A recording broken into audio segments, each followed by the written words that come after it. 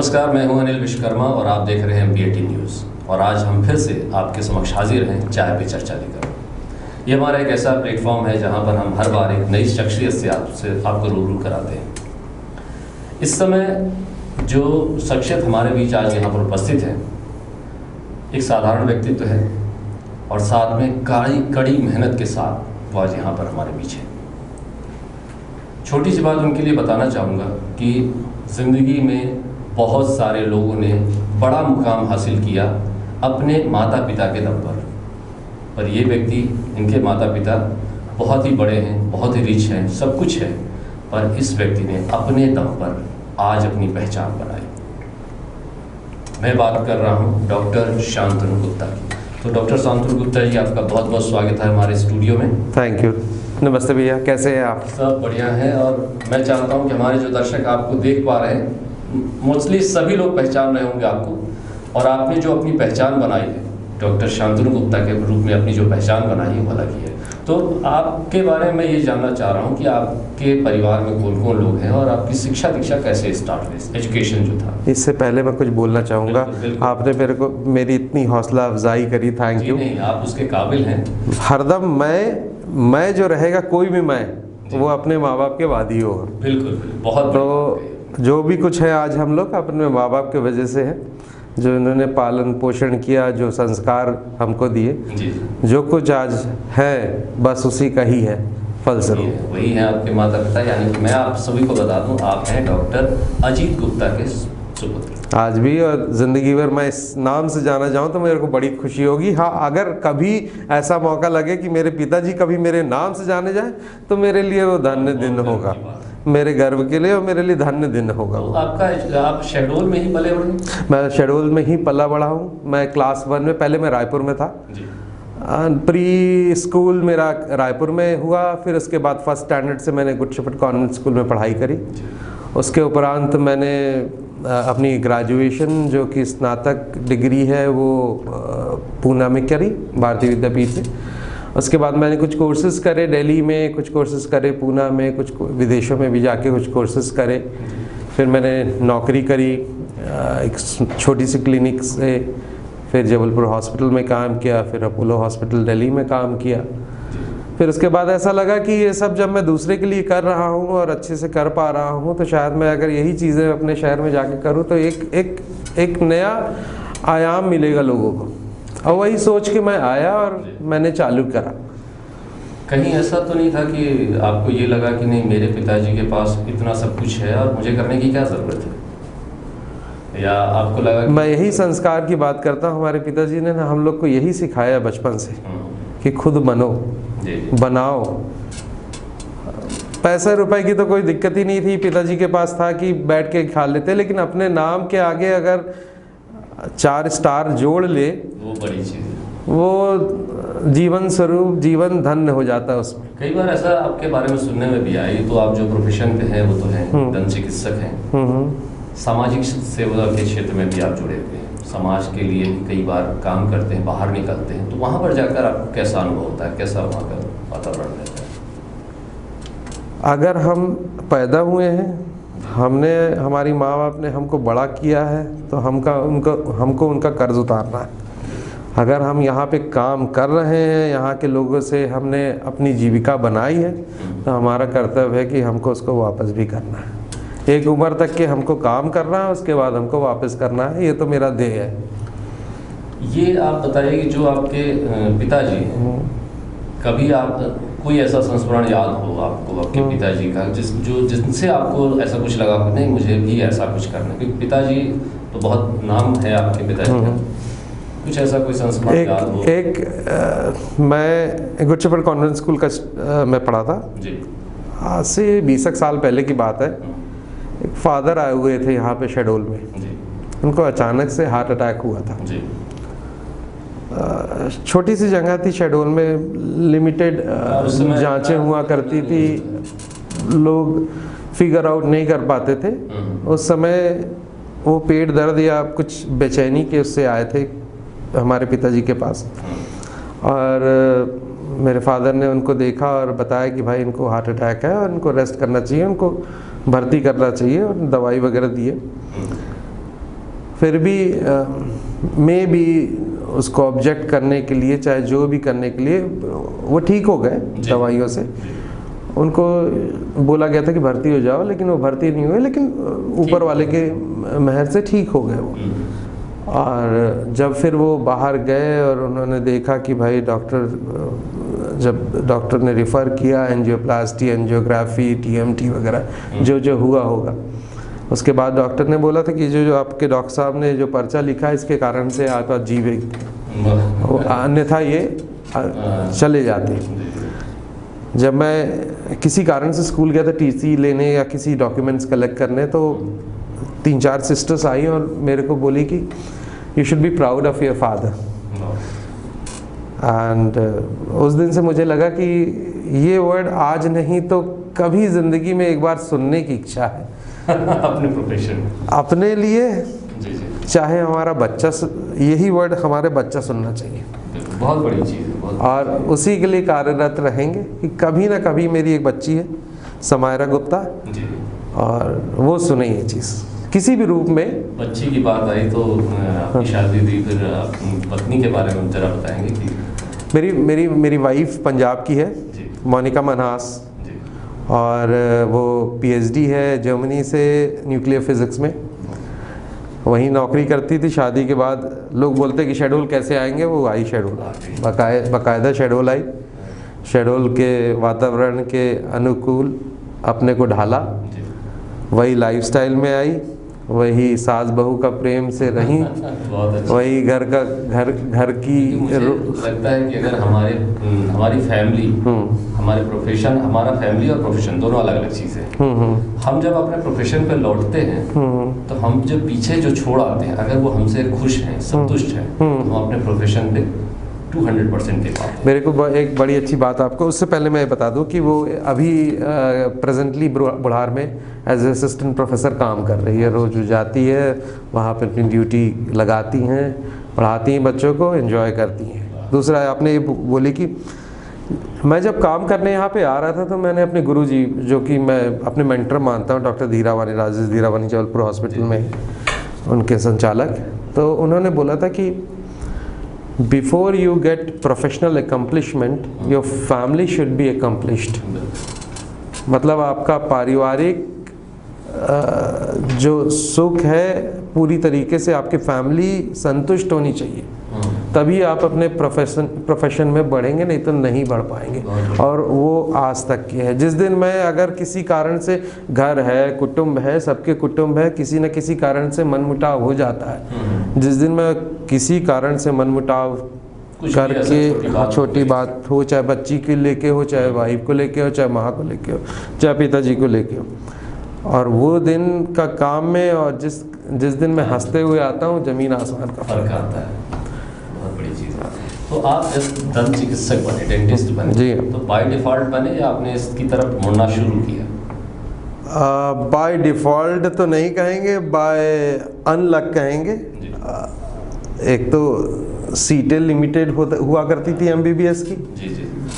पढ़ाई करी और उतना पहुंच नहीं पाए वहाँ तक, इसलिए बीडीएस मिली। लेकिन बीडीएस भी बड़े चाव से किया, बड़े मन से किया, और ऐसा लगा कि नहीं, बीडीएस में आके बड़े खुश हैं। बिल्कुल, जो भी मिले हमको उसमें अपना बड़ी रुचि, बड़ा अच्छा सब्जेक्ट है ये बीडीएस जो है। ये it's not an dentistry, it's art, it's engineering, it's डॉक्टरी। ये तीनों को मिला के साइंस भी है, मेडिसिन भी है, इंजीनियरिंग भी है, आर्ट भी है, सारी चीज़ उसके अंदर। हाँ। एक डेंटिस्ट अगर आप बोलेंगे कि वो सिर्फ एक डॉक्टर है, तो नहीं, वो डॉक्टर नहीं है, वो चारों चीज़ों को मिला के बना हुआ एक पर्सनालिटी बनता है। It's not easy to be a dentist. I should be thankful, जितने भी शहर में डेंटिस्ट हैं, एवरीवन इज़ डूइंग गुड। और इतना आसान नहीं है डेंटिस्ट्री को। लोग बोलते दांत के डॉक्टर तो हैं, दांत के डॉक्टर बनना आसान नहीं है। और अभी ये देखने में आ रहा है कुछ समय से, कुछ सालों से ऐसा कहें कि डेंटिस्ट्री को ज़्यादा बढ़ावा मिल रहा है, यानी लोग ज़्यादा रुचि ले रहे हैं। जी हाँ, ये नहीं है मेरे ख्याल से, कारण ये नहीं कि बाय डिफ़ॉल्ट जा रहे हैं, नहीं, हम लोग की तरफ जा रहे हैं। एक्चुअली डेंटिस्ट्री एक अनटच सब्जेक्ट हुआ करता था आज से 40-50 साल पहले। लोगों के मन में धारणा थी कि दांत क्या है, दांत दर्द होगा, दांत जाके उखड़वा दो। आज आप प्राय देखेंगे वो लोग, वो बुज़ुर्ग जो कि 70 साल, 80 साल, 85 साल, 90 साल के हैं, आधों से ज़्यादा के तो दांत गायब है, बिल्कुल निकल जा रहे हैं। जो हैं भी तो वो टूटे फूटे लटके दांत हैं। सिर्फ यही कारण थे, अवेयर नहीं थे और लोगों के तरफ ये धारणा थी कि बस दांत का डॉक्टर क्या पकड़ के खींच देता है। अच्छा, मैं पहली चीज़ आपको बताता हूँ, बड़ी अच्छी चीज़ है, शायद ये आप कुछ ही लोग जानते होंगे, दांत की डॉक्टरी आई कहाँ से? हाँ, बिल्कुल सही। ये आई नाई लोगों से, पहले नाई से। अच्छा, मतलब जो बाल नाई, हाँ, नाई से आई। अच्छा। पहले की हमारी चेयर्स भी देखेंगे तो हमारी चेयर्स का जो रूपरेखा हुआ करती थी वो नाई की चेयर की जैसी होती थी। तो विदेशों में जो नाई हुआ करते थे वहाँ से ये चालू हुई साइंस। ये तो बड़ी इंटरेस्टिंग। हाँ, और वहाँ पे वो दांत उखाड़ा करते थे। उस समय एनेस्थीसिया नहीं हुआ करता था, तो 2 लोग हाथ पकड़ते थे, 2 लोग पैर पकड़ते थे और दांत उखाड़ दिया करते थे। फिर धीरे धीरे एनेस्थीसिया का इजाद हुआ, फिर धीरे धीरे करके कई बार ऐसा होता था कि शराब पिलाई जाती थी, इंटॉक्सिकेट किया जाता था पुराने ज़माने में, और फिर इलाज किया जाता था। ये दांत की डॉक्टरी इतनी आसान नहीं है। धीरे धीरे धीरे धीरे धीरे धीरे करके हम तो आज जहाँ पे हैं, और हम अगर विदेशों में देखें, जैसे हांगकांग हो गया, बहुत अच्छा डेंटिस्ट्री में है, जर्मनी हो गया, अमेरिकन हो गए, बहुत अच्छा डेंटिस्ट्री करते हैं, चाइनीज़ हो गए, बहुत अच्छी डेंटिस्ट्री करते हैं। और रीज़न ये है कि उनको खुला छोड़ दिया गया है। खुला छोड़ दिया है, किस रूप में खुला छोड़ दिया गया? एक तो मशीन्स, दूसरा मटीरियल्स, तीसरा पेशेंट्स के मन में एक धारणा है कि दांत की डॉक्टरी कराना है मतलब कि हमको 4 बार जाना पड़ेगा, हमको प्रोसीजर फॉलो करना पड़ेगा, क्योंकि कोई भी प्रोसीजर होगा तो वो खुशी खुशी नहीं, कोई मसाज नहीं हो रही हो, उसके कुछ पॉजिटिव एस्पेक्ट होंगे तो कुछ नेगेटिव एस्पेक्ट्स भी होंगे। तो ये होता है कि जैसे ऑपरेशन की बात जहाँ पर है, दांतों में भी ऑपरेशन होता है। नॉर्मल जो ऑपरेशन होता है, दांत के ऑपरेशन को लोग इतना लाइटली क्यों लेते, जबकि ऑपरेशन तो वो भी है? देखिए, ऑपरेशन जहाँ वर्ड आया, और एनेस्थीसिया आप भी दे रहे हैं? बिल्कुल दे रहे हैं, बिल्कुल एनेस्थीसिया दे रहे हैं, और अच्छी क्वांटिटी में देते हैं एनेस्थीसिया। ऑपरेशन जहाँ वर्ड आया, operation is a procedure, it's a procedure. अब वो लोग उसको इसलिए कमज़ोर समझते हैं कि ऐसा है कि दांत की डॉक्टरी हरदम अपने देश में धारणा ही थी, अरे दांत के तो डॉक्टर है। अगर यही प्रोसीजर को आप किसी ओटी के अंदर कराएंगे तो शायद नॉर्मल अपेंडिक्स के ऑपरेशन से जटिल होता है, आँख के ऑपरेशन से जटिल होता है। लेकिन ऑपरेटरी डेंटिस्ट्री हरदम लोगों के मन में बस यही धारणा बनी हुई, दांत की तो डॉक्टरी है, और उसको कभी किसी ने सीरियसली नहीं लिया। मैं आपको बताता हूँ बड़ा कॉमन सा किस्सा। लोग आते हैं, दांतों से खून बहता है, ब्लीडिंग हो रही है, पूछो भाई कब से हो रही है? 2 साल से हो रही है।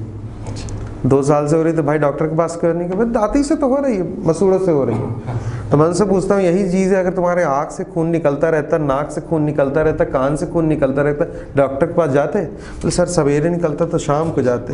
अरे तो 2 साल क्या कर रहे थे साहब? उसके लिए क्यों वेट किया? तो यही है कि लोगों के मन में अभी भी अवेयरनेस नहीं है, अभी भी उसको वो निम्न सोचते हैं। लोगों के मन में सहनी पीड़ा होती है या कुछ इस तरह, इमरजेंसीज, इमरजेंसीज, अब इसके अलावा कोई चारा नहीं है। हाँ, तो हम सारे माल मसाले, सारे नुस्खे, सारे टोटके जब इस्तेमाल ख़त्म हो जाते हैं और काम नहीं करते, तब दांत के डॉक्टर के पास जाया जाता है। कुछ दांतों में जो दांतों के लिए आप लोग जो मेडिसिन यूज़ करते हैं या जिस तरह की कोई चीज़ें यूज़ करते हैं, उसमें जो आम धारणा है कि जैसे आप एक तो मेडिसिन की बात होगी, दूसरा है कि आपने कहा कि हम आरटीसी कराना है, तो आप आए और उन्होंने थोड़ा सा कुछ भी किया जो पब्लिक की धारणा है, और बोले कि हाँ इतना पैसा दे दो, आप 3 दिन बाद आना। ये आप 3 दिन का गैप क्यों करते हैं? एक ही दिन में भी तो हो सकता है। बिल्कुल हो सकता है सर, अब लेटेस्ट टेक्नोलॉजी से बिल्कुल हो सकता है। पहले क्या होता था कि लोगों के पास इस्तेमाल गैजेट्स नहीं होते थे, वो आर्बिट्री जाते थे, उंगलियों से टो के जाते थे अंदर और फील करते थे कि भाई यहाँ पे इन्फेक्शन है, उसको साफ़ किया, फिर 2 दिन बाद बुलाया, फिर देखा, फिर साफ़ किया, फिर जब तक कि वो साफ़ नहीं कर पाते थे तब तक के वो बुलाते रहते थे। वो प्रोसेस सही ही थी, कोई गलत प्रोसेस तो जी, हमारे जितने भी सीनियर्स थे बिल्कुल परफेक्ट थी। अब क्या हो गया है, अब ऐसे गैजेट्स आ गए हैं जो कि आपको बताते हैं कि भाई इन्फेक्शन यहाँ तक के है, यहाँ तक के साफ़ करो, करते जाओ, वो खुद ही आपको इंडिकेट करते हैं।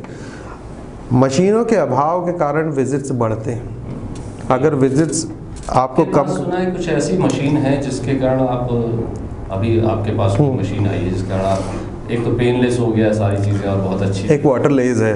वाटर लेज मशीन एक लेज़र पद्धति होती है जो कि जिसमें एनेस्थीसिया का मिनिमल से नहीं के बराबर यूज़ होता है। यूज़ नहीं कर रहे हैं लगभग, हाँ, मिनिमल टू नथिंग।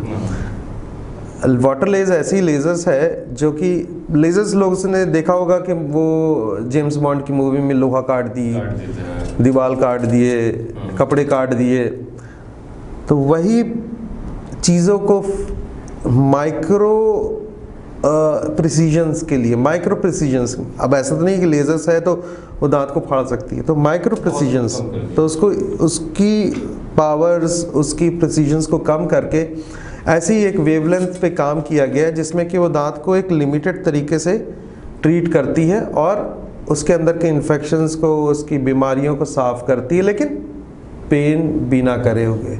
क्या होता है कि जो मशीन्स होती हैं हमारी, टर्बाइंस होती है जिसका आरपीएम 3 लाख 2 लाख आरपीएम पे चलती मलाई की तरह काट देती है। हाँ, लेकिन वो इतनी गर्मी जनरेट करती है कि वो गर्मी जैसे दांत में छूता है बिल्कुल आदमी कप जाता है, क्योंकि दांतों में नसें होती हैं और वो गर्मी जहाँ नसों के पास गई वो बिल्कुल आदमी कप जाता है। तो ये क्या करती है, लेज़र्स उस गर्मी को नहीं पैदा होने देती, ये उसके अंदर के पानी को सोखती है और साथ में 300 गुना ज़्यादा पानी को स्प्रे करती है, और इसके कारण से आदमी को सेंसेशंस नहीं होते, तो आदमी कंफर्टेबल करवा लेता है। अब डेंटिस्ट्री जो हो रही है मोर प्रिसाइज, अभी हम लोग यूज़ करते हैं माइक्रो डेंटिस्ट्री। हम लोग के पास माइक्रोस्कोप है जो एक चीज़ को 250 गुना बड़ा हम देख सकते हैं, जो दिखेगा वो ट्रीट करा जा सकता है, जो नहीं दिखेगा वो नहीं ट्रीट किया जा सकता। तो हम लोग अब इस पे में लोगों का एक और धारणा है कि हम दांत उखड़वाने गए और जिस तरफ का दांत उखड़वाया उस तरफ की आंखें हमारी खराब हो गई, ये कहाँ तक सच है? ये मिथ है, ऐसा होता ही नहीं, ये कहीं पे भी नहीं मेंशन है। मिथ इसलिए है, बताया ना, दांत की डॉक्टरी को हरदम कहाँ से चालू हुई, नाई से। पहले के ज़माने बुजुर्गों ने बोल दिया कि भाई किसी की दांत उखाड़ा गया और वो किसकी नज़र कमज़ोर हो गई इत्तफाकन, और उसने बता दिया कि भाई वो ऐसा हो गया। जैसे कि अपने यहाँ किसी चीज़ के लॉकडाउन, वो पूरे शहर में फैल गई है बात कि लॉकडाउन है। लॉकडाउन से याद आया कि कोरोना जो बीमारी चल रही है, चूंकि डेंटिस्ट जुड़े हैं और माउथ से बीमारी बहुत तेज़ी से, तो आप उसको किस तरह से देखते हैं ये कोरोना बीमारी को? सर, कोविड तो ऐसी चीज़ है कि अब ये 4-5 साल तो अपने पास रहने वाली है, ज़िंदगी भर अपने साथ रहने वाली है, अब कहीं नहीं जाने वाली। बचाव ही इसका तरीका है, बचाव ही इसका तरीका है और कोई तरीका नहीं, वैक्सीनेशन और बचाव बस, और कोई तरीका नहीं है। आप ऐसा हो रहा है कि कोरोना के कारण आपके पास पेशेंट कम आ रहे हैं, लोग जो अवेयर हैं, तो डेफिनेटली हम लोग को रिफ्यूज़ भी करना पड़ता है कई बार कि लोग सौंदर्यीकरण के लिए आते हैं तो बोलते हैं भाई अभी मत कराओ, हाँ बाद में कराइए, अभी मत कराइए। और सीधी सी बात है, ऐसा होना भी चाहिए। साफ़ सफाई पे ज़्यादा एक्स्ट्रा ध्यान दिया जा रहा है, स्टरलाइजेशन पे ज़्यादा ध्यान दिया जा रहा है, उस कारण से कॉस्टिंग बहुत बढ़ते चली जा रही है। पहले जो ग्लोव्स, स्टरलाइजर्स बिल्कुल कौड़ियों के भाव में थे, आज वही सरताज बने हुए हैं। बहुत सारे जो लोग हैं आज भी, पेरेंट्स जो हैं, वो बच्चे पर दबाव डालते हैं कि नहीं तुम्हें नीट ही करना है।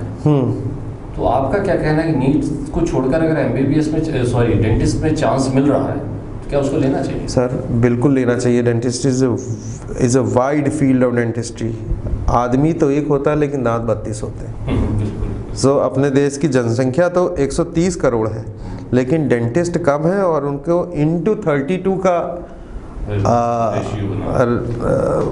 कैलकुलेशन आता है। तो डेंटिस्ट्री एक ऐसी चीज़ है जहाँ पे आपको सिर्फ ट्रीटमेंट नहीं करना है, आपको उसकी साइकोलॉजी भी समझनी है, उसकी मानसिक स्थिति, उसकी फाइनेंशियल स्थिति देखना है, उसके हिसाब से इलाज करना। अपने देश में आप फुल फ्लेज इलाज नहीं कर सकते क्योंकि फाइनेंशियल कंस्ट्रेंट बहुत बड़ा फैक्टर है। जी। और डेंटिस्ट्री क्यों महंगी है? क्योंकि गैजेट्स हमारा देश नहीं बनाता कोई भी गैजेट। आप छोटी सी छोटी चीज़, एक सुई भी आती है वो बाहर से आती है। तो बहुत सारे यूथ जो आपको इस समय देख रहे हैं, आपने जैसे पहले बताया कि मेरे मम्मी पापा, मेरी आज की जनरेशन जो मैं आज हूँ उसमें बहुत बड़े बिल्कुल, मेरा परिवार बहुत बड़ा साबित हुए। बिल्कुल। जो लोग आपको देख रहे हैं उनके लिए, यूथ के लिए जो अभी बेरोजगार हैं या ऐसा कहें कि पढ़ाई ख़त्म करके अब आगे आने वाले हैं, तो उनके लिए आप कुछ क्या कहना चाहेंगे? फोकस रहें, अपने ड्रीम्स को पूरा करें, कुछ भी करें लेकिन अच्छी से करें, टॉप में रहें। अपनी ड्रीम अपने आप सक्सेस मिलेगी। चाहे आप मोबाइल चला रहे हो तो टॉप में मोबाइल चलाओ, अपने आप परफेक्शन से करें। वही एक मूल मंत्र है सक्सेस का। दोस्तों, सभी के लिए ये मूल मंत्र ध्यान रखिए कि कुछ भी करिए, परफेक्ट करिए और अपना 200% दीजिए। जब आप इस तरह करने लगेंगे तो आप भी जरूर एक दिन बहुत बड़े सक्सेस पे धीरे धीरे चढ़ते चले जाएंगे और वो जो सक्सेस आपको मिलेगी वो हमेशा कायम रहेगी। बहुत बहुत धन्यवाद शांति जी आपका। Thank you. और उम्मीद है कि आपसे फिर मुलाकात होगी चाय पे चर्चा पे। ये थे हमारे बीच डॉक्टर शांतनु जी। अगली चर्चा में फिर से मुलाकात होगी, तब तक के लिए नमस्कार। Thank you.